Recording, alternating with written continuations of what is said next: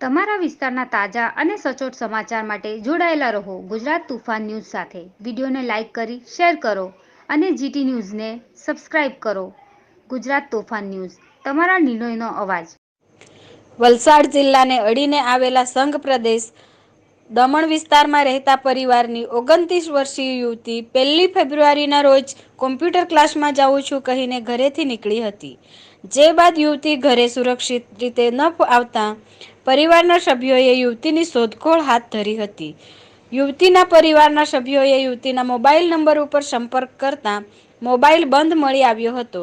જેથી ચિંતાતુર થયેલા પરિવારના સભ્યોએ દમણ અને આજુબાજુના વિસ્તારમાં યુવતીની શોધખોળ હાથ ધરી હતી.